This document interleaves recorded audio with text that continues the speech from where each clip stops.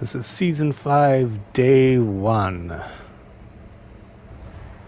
And tonight, we are starting a new hardcore character. It's going to be a Necromancer. Kind of like this for the Necromancer. Especially a Bone Mancer. That sort of skeleton look. Alright. Welcome to Season of the Infernal Hordes. Two unlikely allies believe you to be humanity's last hope. Join them to keep hell from conquering Sanctuary, new quest lines, harness demonic gifts, and invade hell itself. New Hellbreach dungeons. Hell has taken root in these new risk-reward dungeons. Not high risk, high reward. Just risk-reward. Yeah, okay. The Infernal Horde, starting World Tier 3, battle the ferocious hordes of hell led by the Fell Council. All unique items possess more power than ever before. Explore new and more powerful ways to slay monsters with each class, with 38 new legendary aspects and 15 unique items. An all new season journey with 7 chapters and all new cosmetics. And yes, so we'll be getting those in the battle pass thing. I don't screw around with the shop, way too expensive. But I already got my battle pass, so that's all done. Hardcore, of course. And this time we're not going to skip the campaign, so I will be playing through the campaign to start with. I'll get more into details on that in a moment. Character name. Got a name picked out for this one. I'll walk. If it'll allow me to do it. It's kind of short. So yeah, we're going to do the seasonal realm. And I'm kind of leaning towards doing World Tier 2 to begin with. It's more of a challenge, but since I'm doing the seasonal stuff, or not the seasonal, the campaign first, I think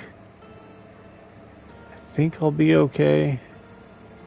If it starts to get hard, hopefully I can switch back to that before I die. But hopefully it won't come to that. Once your character dies, they cannot be revived. Customer support will not revive your character for any reason, and all items in their inventory will be lost forever. All characters below level 10 will vanish upon death, while characters level 10 and above will be remembered in the Hall of Fallen Heroes. Personally, I think it should be level 25 and above, maybe, or even level 50 and above, even though I only have one character who's level 50 and above in the Hall of Fallen Heroes. It's just my level 20s, they died due to lag. Anyway, here we go. Here's the opening sequence. Sanctuary was never meant for humankind. It was forged as a refuge from the war between the high heavens and the burning hells. Instead, it became a new battleground in this eternal There I am on my horse. A secretive group called the Haradrim has kept mortals safe. But now this once powerful order is a husk of what it was. And Sanctuary's ancient creators have returned to claim the hearts of humankind.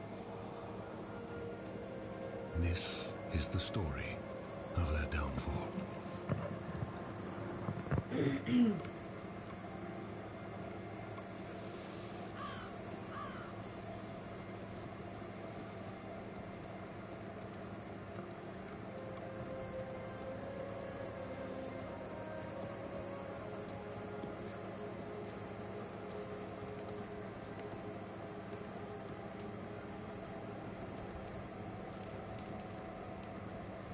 Just riding my horse. Doop boop boop. Oh, no, I'm not riding the horse. No, I'm walking the horse.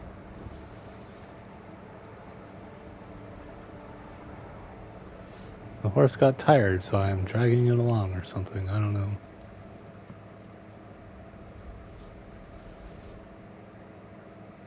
Creepy statue. Oh, A spider crawled out of his face. Nope.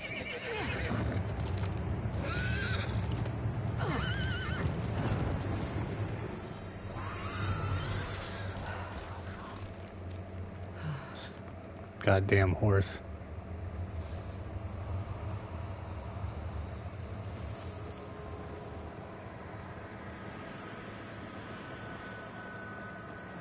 Well, that was quick.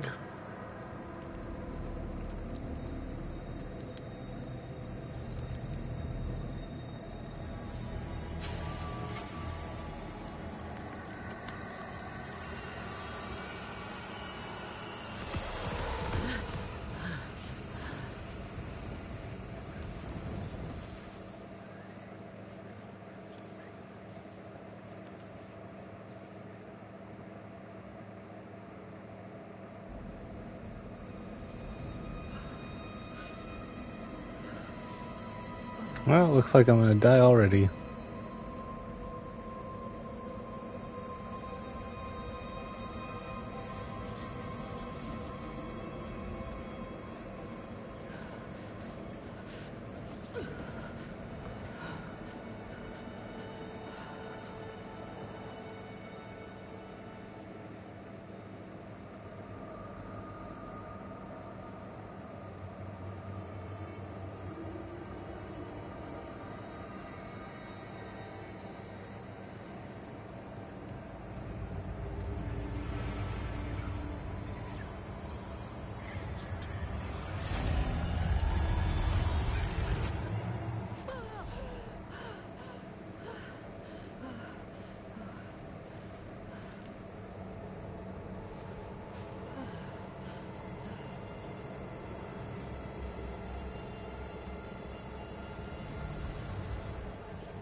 All right. I should find better shelter before I freeze.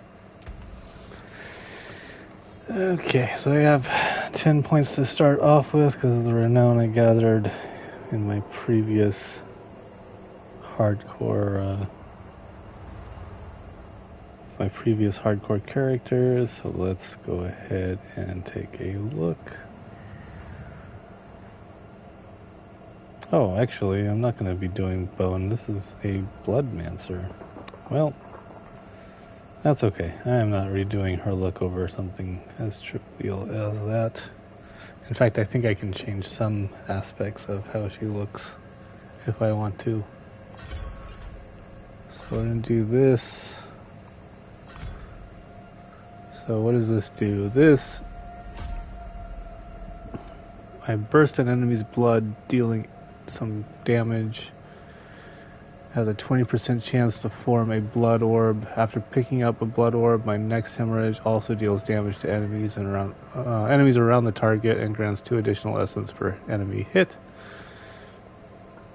And it also grants me some fortify, which is good for hardcore characters. That's extra defense, which is always good on this mode. And then we're going to do a little blood lancing.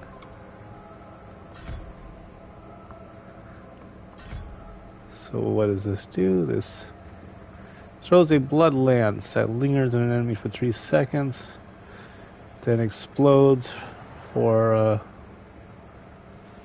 23 to 28 damage to the enemy and all other lanced enemies. So the goal with that is to lance as many enemies as possible. It also pierces through enemies who are currently lanced, so that's one way to get more enemies lanced. And then after casting it 6 times, it's guaranteed to overpower. So overpower increases my damage based on my maximum life and upon my fortify. So the fortify from hemorrhage feeds into the blood lance. Alright, now on this little tier here, we're going to do some blood mist. And go to Ghastly Blood Mist. So this is my defense skill. Allows me to disperse into a bloody mist. I become immune for 3 seconds. periodically dealing damage. Casting a skill that overpowers reduces the cooldown of Blood Mist. And Blood Mist leaves behind corpses, which my Necromancer will use to do crazy things. Alright. So I can't get down to this one yet. I only have one more available point. I'm going to throw it into Blood Lance. I am now going to change which button does what here.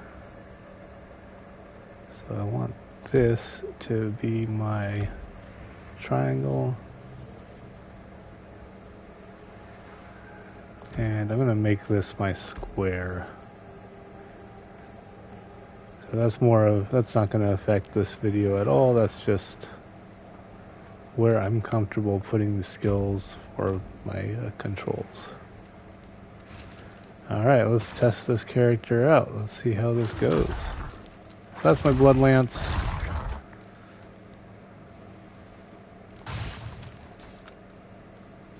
So even on World Tier 2,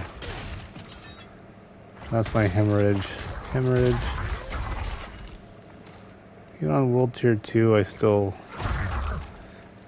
deal some damage. And also, a Bloodmancer is actually better in terms of defense than a Bonemancer.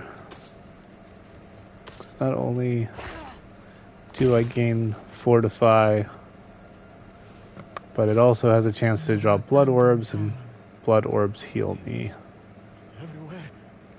Fangs in the dark. Ah! He bit me! Careful! He's a wild one. What's it to you? Oswin, hush! I'm sorry, Wanderer. You've come at a difficult time. This madman just stumbled into town and started causing trouble. Demons spilling from the ruins. Kill us all! Kill us all! Ruins? What is he talking about? Come, I'll explain.